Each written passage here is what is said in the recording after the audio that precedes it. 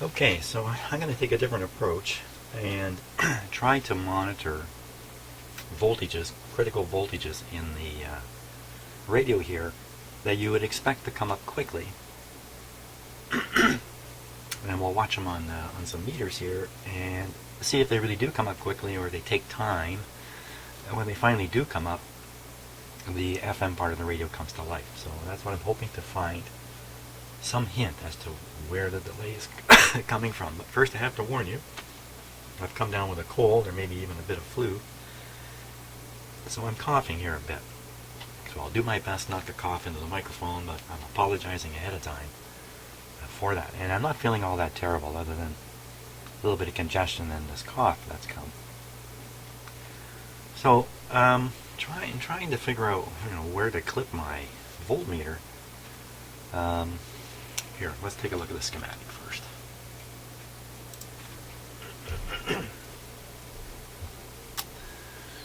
Okay, so right on that switch there where it says FM, AM, and switch 2 is what it is. The FM line, here, let me point to it here, right here. I want to get a clip lead on this line here. So to find that, it's not as easy as anybody might think. This is a busy wire. It travels down here. Wait a minute, it would be this one here actually. Right, this one here. What? Oh yeah, right here, there's the connection to the, so there's the B plus coming along the wire here, up, through the switch, up, and then lots of branches off of this wire. There's that pesky 10K. I'm getting convinced that it's not a 10K, it's a 1K.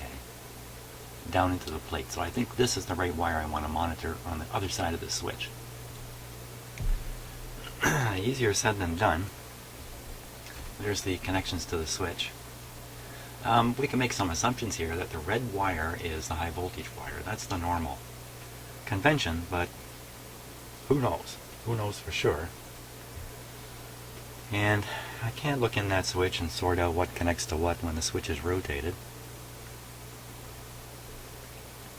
So we just look, there's a mass of red wire in here. But one of them comes watching this wire here. Which one? Why?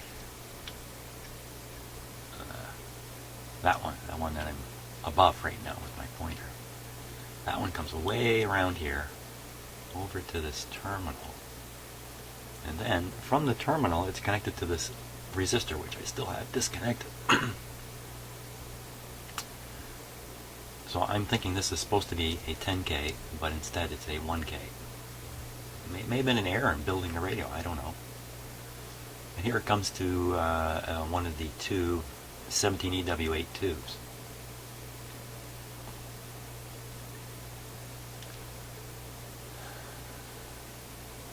I'm not sure which of the two tubes this is on the circuit diagram. I haven't sorted that out. And I'm not sure what each of these pins are. I haven't bothered looking it up. I'm taking the approach that I'm going to sort it out somehow this way. The thing is, when I go to test the radio, I'm going to turn it on. I only get like one shot. I think once the radio is charged up and the FM's working, it could take a while for it to discharge. I haven't really tested it in that respect. There's a big long red wire there. So that's one spot to check. Right here. An easy terminal to get onto. And of course I'll resolder that resistor back, which look at it, it does look overheated, doesn't it? And more I think that's just the wrong size resistor in there.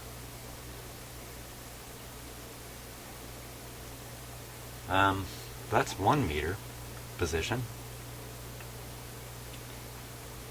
Some other things that could be causing the radio to be quiet and then come on stronger is bad biasing on one of the tubes, bad grid biasing. Somehow it starts out, I guess it would be way negative, and then slowly becomes positive, or less negative, never becomes positive, less negative, and as that happens, the tube begins to conduct properly. That's kind of backwards to what usually happens with a grid. Usually grids are pushed positive by a leaky capacitor.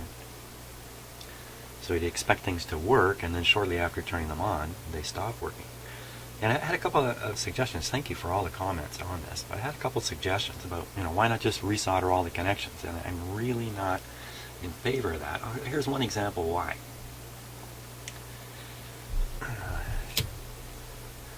Take a look at this wire here. Okay, the red wire. Look at the insulation is actually broken there. Like it wraps around this terminal, but it's really connected over here. So what are the chances that I can heat this up, and heat that up, and not short this wire out in some invisible way?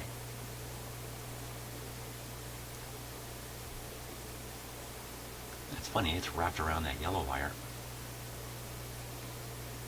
I have no idea what the wire is. I'm just showing you that there's a high risk to getting in here with a soldering iron, especially a soldering iron that's not behaving well like mine. Here's another example of big wax of solder kind of falling on that capacitor back there. So there's lots of questionable soldering in here. I suppose I could solder the easy non-risk stuff, I could do that. But I don't think it's just too indirect an approach. I don't like the shotgun type thing, I don't really like that approach at all. That's why it takes me hours to fix these things, by the way. Gee, I'm gonna have to. I don't know of any other point really to check. Yeah, you can't check the grid voltage. I don't think that'd be wise. I think the meters themselves would load down the grid circuits at very high impedance, and even though my VTVM meters are high impedance too, I think it still might load them down. I'm gonna get false readings. It's not gonna tell me much. Maybe the first go, all we should do is connect to this red wire. Yeah, I could connect to a few other red wires here and there. In here, could do that. I've got a few meters. So I think what I'll do is I'll hook up all the meters, and I'll do that off camera, and then when we start up again in a few seconds for you, we'll give it a go. Okay, I think I'm ready here. I got 3 meters. These two are connected via clip leads, these 2 clip leads, right into the radio.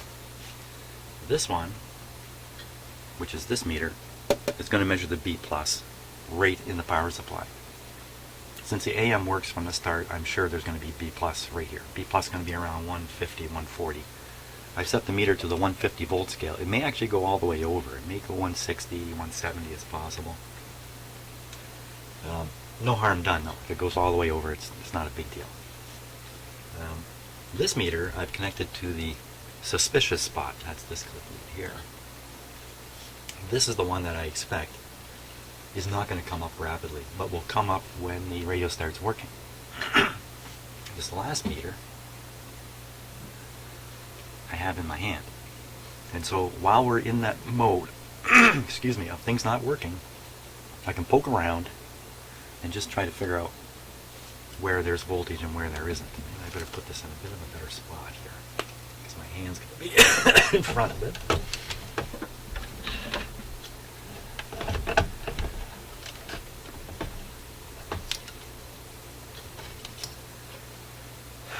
Okay, all the meters are grounded to the chassis. This is a multi-grounded radio. There's chassis grounds all over the place in it. So I'm sure reading to chassis is just fine. It's not a problem at all. The radio is set to FM. I haven't done anything with it since the last time it operated on video. And I did have quite a bit of time before the radio became active, so I don't have to rush crazy here. Now if I do turn it on, and both these meters rise simultaneously, then I'm on the wrong spot here. I'm not going to find anything with either of these meters. Although I've proven that at least at that point I showed you on the schematic, the power is making it past that switch properly. So I've eliminated something anyway. Okay, so I think I got this thought through pretty good. Of course, I think that a lot, don't I?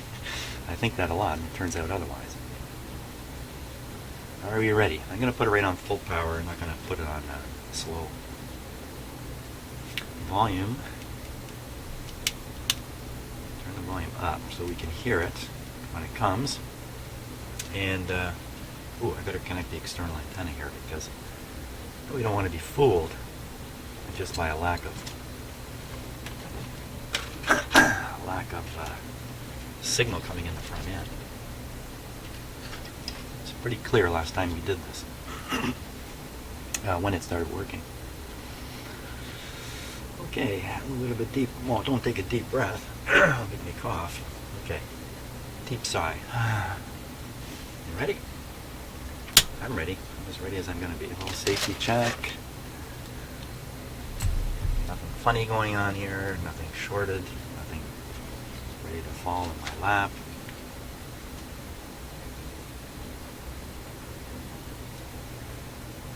Okay, here we go.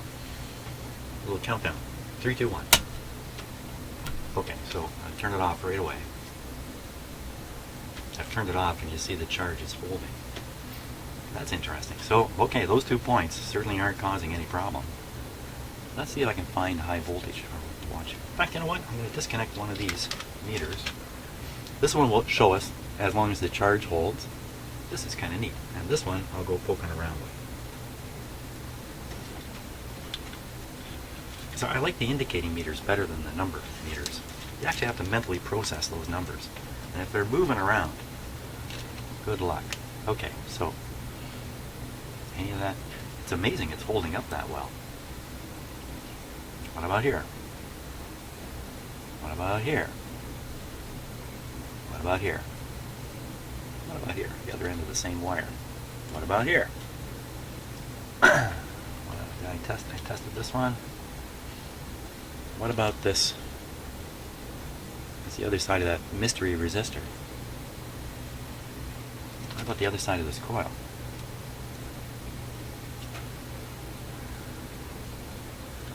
What about throwing this radio in the lake? There's more red stuff in here, but it's pretty hard to... Okay, let's try this. Put this back on. We still have voltage hanging in there. Amazing. It's definitely off. There's no power going to the radio. I'm going to switch this over to AM. And there you see the FM B plus disappearing. So it's not a problem of the B plus being distributed in the radio. It's getting around for sure.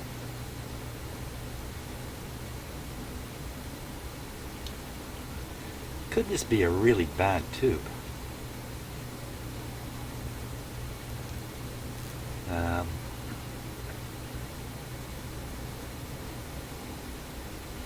Bad tube, bad heater connection.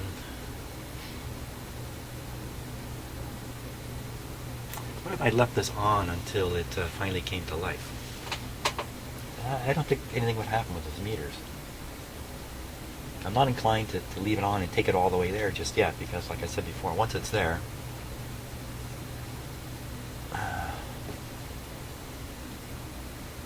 not a B plus problem.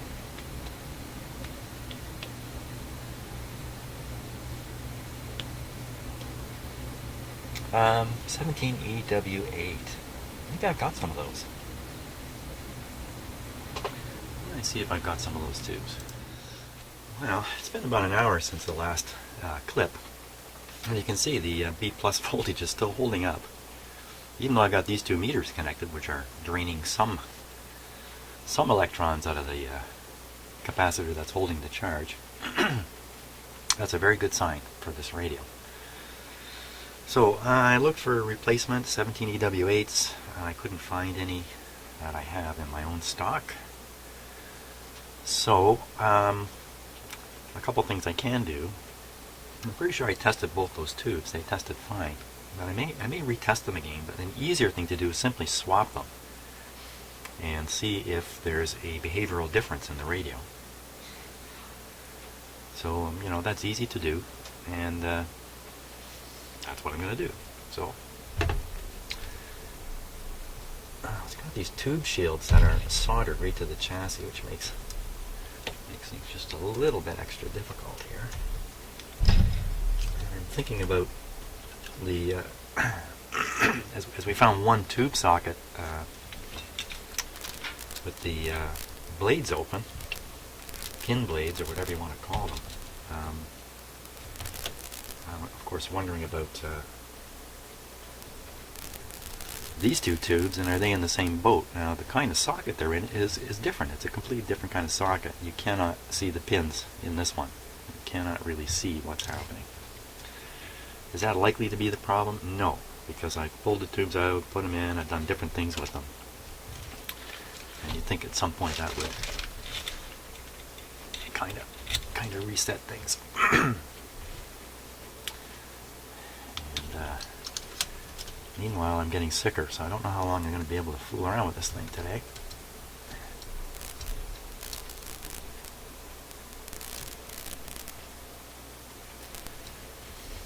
Also, I'm posting videos on the humming guitar amp. If you've been watching those, you won't be disappointed. Keep watching them. But YouTube is giving me quite a headache on them, and I won't go into the details because it's a little complicated to fully understand if you're not a video poster. If you are a video poster, I'll say this much: after I post the videos in a monetized state, suddenly the monetization disappears and they cannot be monetized. And I really want to make my nickels from those videos. So I have to recreate them and repost them, and the result of that is all you subscribers, yes, it's probably already happened because I'm probably going to post those videos before I do this one. But what happens is the same video shows up again. So if you're a subscriber, you see a notification for the same video. You wonder, hey, what's going on here? So I try to explain it a little bit in the description, but I think a good number of you don't read the video description, or maybe even the title. So I encourage you to always read the title and video description on my videos, and you get a chuckle out of them. So I'd swap the two tubes. There's really not much use in monitoring the voltage because we already know the voltage is okay, but the meters are connected. Well, they were. How come the one is not reading anymore?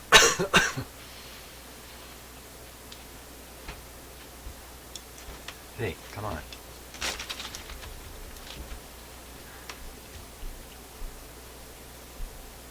That's interesting. I wonder if somehow I grounded away the chart. That doesn't make sense. These things are, the two meters are essentially wired to the same, or clipped to the same electrical point. They should be reading the same.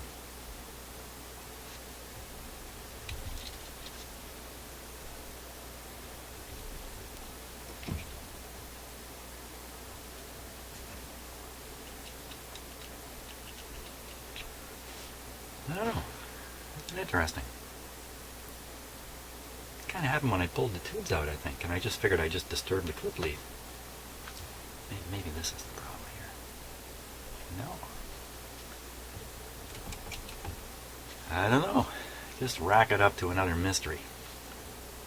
Okay, safety check. I've got clip leads in here on the high voltage line, so I want to make sure I'm not about to do something dumb. Still switched on FM. Pretty sure. Yep. So what do I expect here? Well, if switching the tube made some kind of big difference, hopefully it shows up by the radio warming up very quickly, or coming to light very quickly. Don't give much chance of this working, but it's an easy thing to do. It's worth doing easy things, because regardless of what's in your head about this stuff, it's worth doing easy, quick tests. It can provide you with more information and change what you've got going on in your head.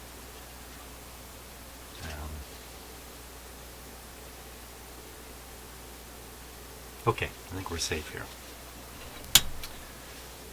For some reason I'm feeling just a little bit nervous, so I'm going to initially start it on the light bulb and then flip it quickly to full power if there's no problem. I don't know why I'm concerned, but for some reason I am. Okay. Yep, here we go. What happened here? Oh, sometimes this cord stops working down here. There we are. So you can see this one being pulled down. I've left it on now. It's being pulled down. Let me put it on full power here. Okay, hear a little hiss. There, it's in weak mode. So swapping those two tubes, I don't think it's made any difference. Okay, let's shut it off here. Oh!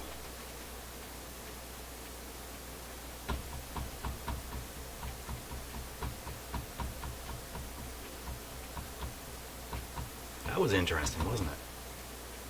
I think I've noticed that before. Switching off the radio, it suddenly comes to light. Boy, that's screaming wrong voltage on a grid. Can you hear it screaming? Wrong voltage on a grid. Okay, I'm going to have to get out my tube manual and identify the grids on these tubes. And, gee, I guess my only option is to use the VTVM to try to measure them. Now, a couple of these are biased with, in the 17 EW8s, 2 halves of those tubes are biased with cathode resistors. The other 2 halves are probably biased with the AVC voltage. AVC voltage. AVC voltage. That's a bit, see, that introduces another whole concept here, that the hey, where'd the voltage go this time? This raises the possibility here that the AVC voltage is out of control somehow, and when you initially turn on the radio, the AVC is quieting it, just on the FM side. Whereas the AVC voltage is developed differently for the FM side than it is for the AM side. So AM again could work fine, FM not so much. Let's take a close look at the excuse me, the I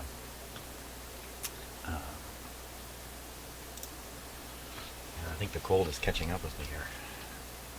The detector, the FM detector. So here it is.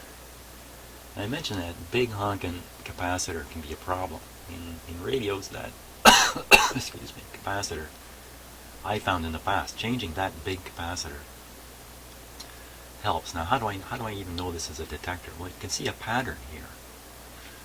You can see kind of a pattern to how the parts are. Just take a look here on point.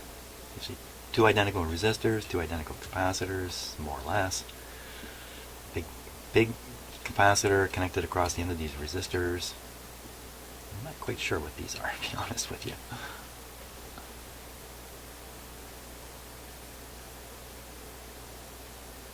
But we'll see them on the schematic. So now we'll look at the same circuitry on the schematic. I think it's right up here. So right there in the center, you see the 5 microfarad 25 volt capacitor. Right on the end there, C10. And you see the 2 resistors. You see some capacitors. There's diodes, so that's what those diodes are. 2 100 ohm resistors there, and you go back a little further and you see you're getting back to the FM IF stage there.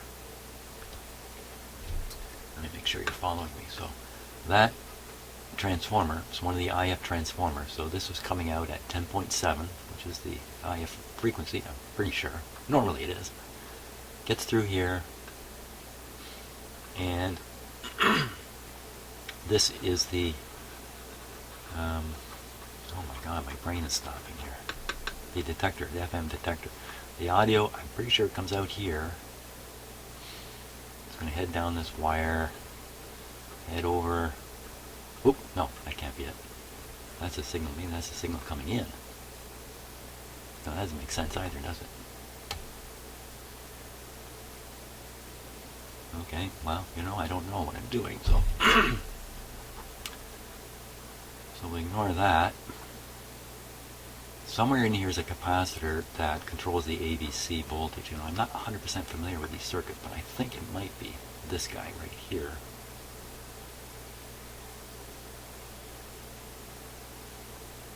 And this would be the AVC line coming out here. Automatic volume control. Okay, so it's feeding right to this grid. Is it feeding any other grids? Now look at this grid is grounded. So no bias on that one. This grid, grounded here, blocked by capacitor, blocked by capacitor. So no bias on here. There's no cathode bias. There's a coil here. So I don't know how to affect that has. It shouldn't affect the bias any. These ones are the ones that have a cathode biasing. So if there's a problem with this resistor, thing on down here, that could throw off the bias until something happens. These capacitors are pretty small. This is really small. I'm not sure they can be implicated. There's a bit of current going through these tubes, so these resistors get a little bit of a heating effect. I don't know how much. Not to a great extent. They generally, cathode resistors get beat up, particularly in output tubes, particularly because of the heavy current flowing through them. So why don't I change that crazy capacitor right there? 5 microfarads. Do I have a 5 microfarad capacitor? That's the question of the day. Well, I've got a 4 microfarad at 50 volts that will do the trick for testing purposes, but I think I'm going to read the read the resistance.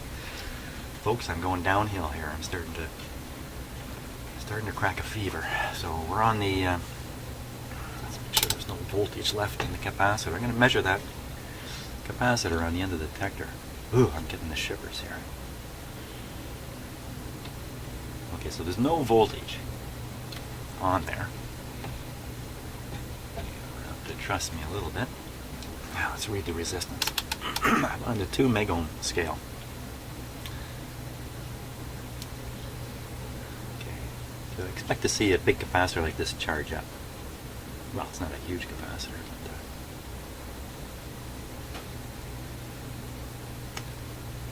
what's that say?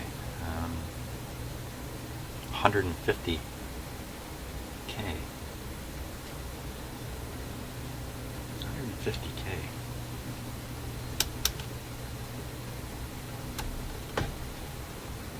Let's try it on this scale. I find sometimes you change scale, you get different readings. 16K. 16K. Gotta look at the circuit and see what we're really reading. Or I have to nip this capacitor out and test it. Almost always in these cases I find out capacitor tests good. Let's just take a look at the circuit here. While I'm blasting. A little bit of life left in me here.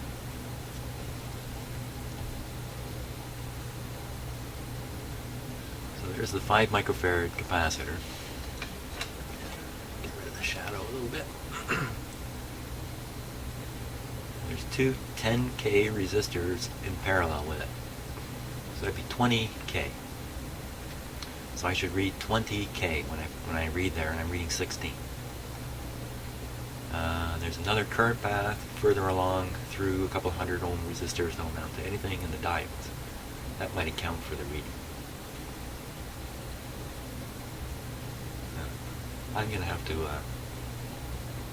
I'll have to disconnect that capacitor, and the easiest thing to do is go ahead and replace it. Unfortunately, I don't know the implications of taking a 5 off and putting a 4 on.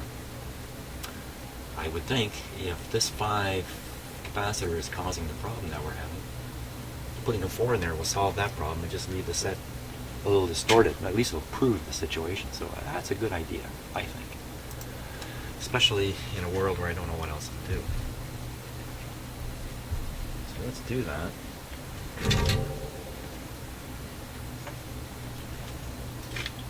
try to remove one leg here. Do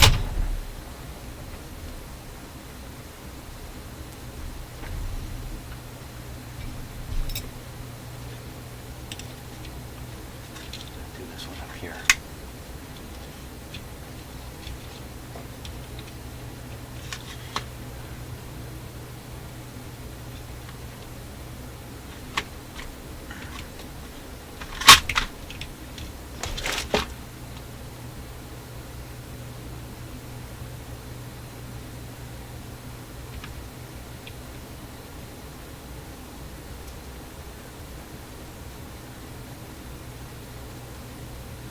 The soldering iron is very hot to hold on to. I do not like it.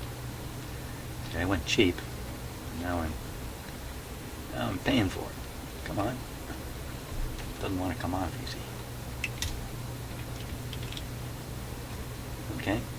Before I break the lead off and I'm forced to replace that capacitor, I can nip it away and tack it back later. Let's nip it out of there.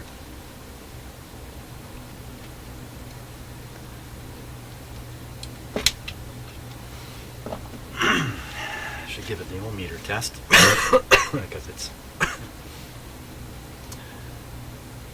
expect it to be a lot higher than a couple hundred K. I put it on the 20 meg scale.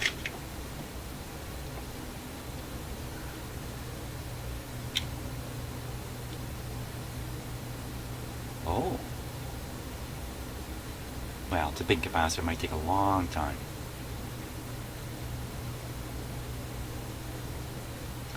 1.5 megohms. Not sure how these meters work in terms of the battery power coming out of them to make the ohm meter reading.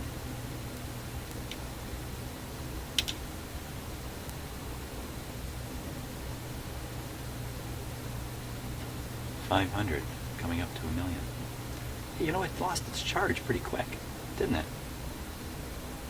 Okay, we get it to 2. Take it off. A 1 and a 2 and a 3. Put it back on.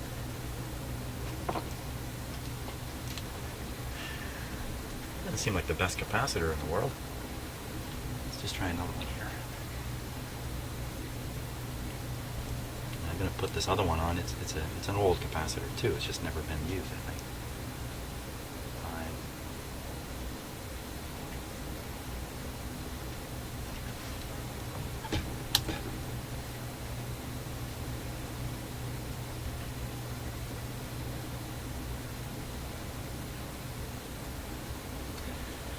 I don't know, it's inconclusive. It's certainly not a shorted capacitor there. I suppose if it was a short, this radio wouldn't work at all. So let me fit in the 4. This is the 4. And, well, you know what? This is probably a non-polar capacitor here.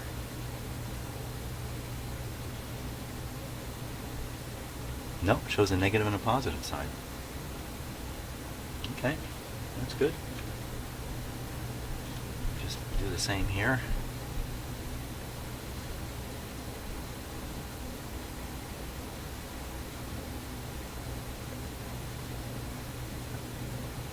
Pretty sure this is the grounded side here. Get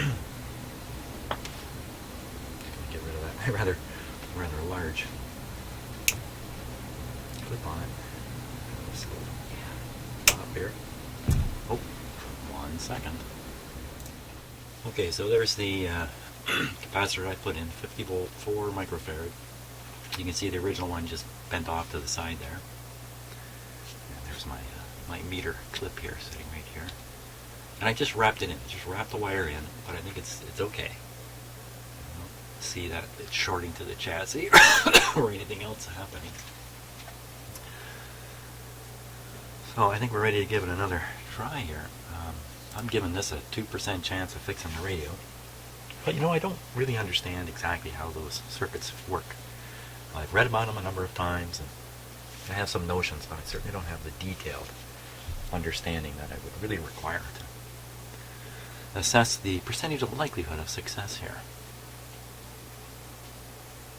There's still a trickle of voltage sitting there. Okay, so Voltmeter still connected. This is the clip for my poking meter.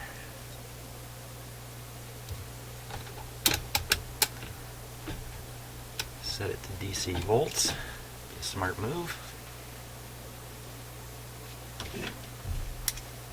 Everything else is okay, I think. We're still on FM. The volume is about halfway. Still have the outdoor antenna connected, yeah. I think we're good to go here. So, I don't think I have to worry too much about that being some kind of major problem there. So I'm going to go to full voltage right away, because that's going to give us the best notion on whether this has fixed it. Are we ready? Yes would be the answer to that question.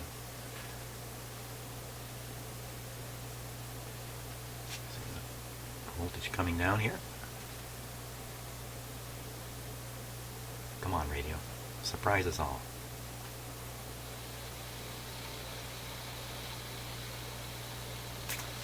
What to make of that?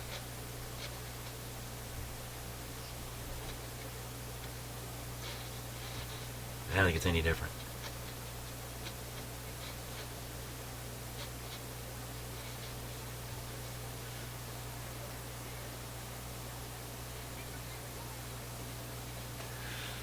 Okay, let's shut her off. Oh, there it goes again. Did you hear that? Thump sound. Let's put it on restricted power here. Running it at a much lower voltage. Oh, did you hear that? It kind of came up and popped. Kind of made a popping sort of sound, like something started oscillating or something kicked in.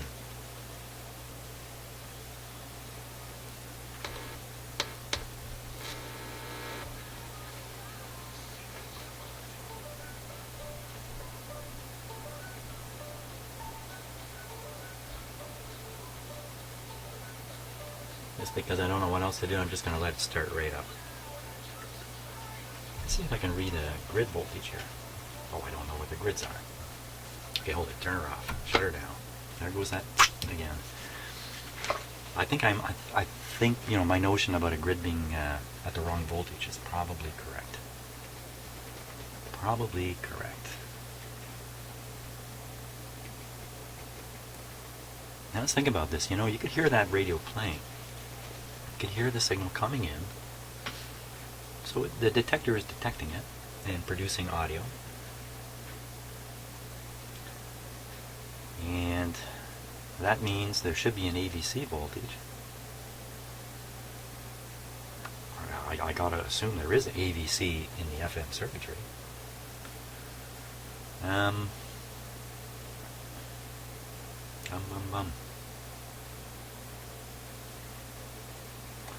Well, I have to figure out where some grids are and study that circuit schematic and pick a grid or two. It takes a long time for it to come to life, so I have time enough to poke my way through the grids if I know what I'm doing, you know, which pin it is and where that pin is, so I'm prepared. I could even clip in clip leads and have the clip leads hanging out.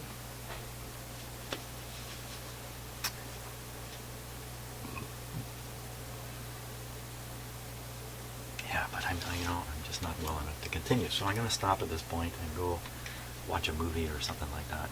Hey, I watched somebody's video. Yeah, that'd be different. Shame on me. I watch so few videos. I'm just too busy making them.